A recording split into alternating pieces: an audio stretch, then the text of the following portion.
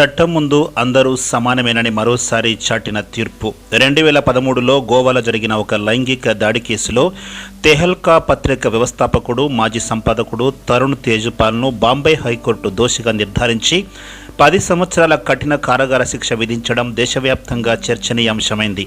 2021లో Goa sessions court ఇచ్చిన నిర్దోషి తీర్పును రద్దు చేస్తూ హైకోర్టు ఈ నిర్ణయం తీసుకోవడం భారత న్యాయ వ్యవస్థలో అప్పీళ్ల ప్రక్రియ ఎంత కీలకమో మరోసారి గుర్తు చేసింది.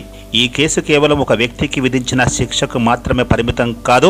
అధికార స్థానంలో ఉన్న వ్యక్తులు తమ పదవిని లేదా ప్రభావాన్ని దుర్వినియోగం చేస్తే చట్టం ఎంత కఠినంగా స్పందిస్తుందో ఈ తీర్పు స్పష్టం చేసింది. బాధితురాలు తన మాజీ ఉన్నతాధికారిపై చేసిన ఆరోపణల నేపథ్యంలో జరిగిన న్యాయ పోరాటం దాదాపు 13 సంవత్సరాల తర్వాత కీలక మలుపు తిరిగింది.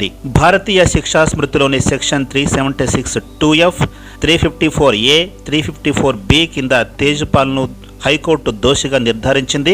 ముఖ్యంగా అధికార సంబంధాన్ని దుర్వినియోగం చేస్తూ జరిగిన లైంగిక నేరాల విషయంలో చట్టం ప్రత్యేకంగా కఠిన నిబంధనలను కలిగి ఉందనే విషయాన్ని ఈ తీర్పు మరోసారి గుర్తు చేసింది.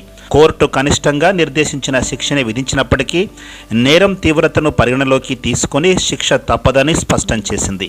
ఈ తీర్పులో మరో ముఖ్యమైన అంశం ఏమిటంటే కాలం గడిచిపోయిందనే కారణంతో నేరం తీవ్రత తగ్గిపోదని న్యాయస్థానం పరోక్షంగా తెలియచేసింది. మరోవైపు తేజ్పాల్ తనను రాజకీయ బాధితుడిగా అభివర్ణిస్తూ తీర్పును సుప్రీంకోర్టులో సవాలు చేస్తానని ప్రకటించారు. భారత రాజ్యాంగం ప్రతి దోషికి అప్పీల్ చేసే హక్కును కల్పిస్తుంది. కాబట్టి హైకోర్టు తీర్పు తర్వాత కూడా ఈ వ్యవహారము సుప్రీంకోర్టులో న్యాయపరమైన పరిశీలనకు వెళ్లే అవకాశం ఉంది. అందువల్ల తుది న్యాయపరమైన ముగింపు ఇంకా రావాల్సి ఉంది. ఈ కేసు ఉద్యోగ ప్రదేశాల్లో మహిళల భద్రత, అధికార సంబంధాల్లో నైతిక బాధ్యత, లైంగిక వేధింపులపై సంస్థల బాధ్యత వంటి అంశాలను మరోసారి చర్చలోకి తీసుకువచ్చింది. ఉద్యోగ ప్రదేశాల్లో ఫిర్యాదులను సకాలంలో నిష్పాక్షికంగా విచారించే వ్యవస్థలు ఎంత అవసరమో ఈ కేసు మరోసారి గుర్తు చేస్తోంది.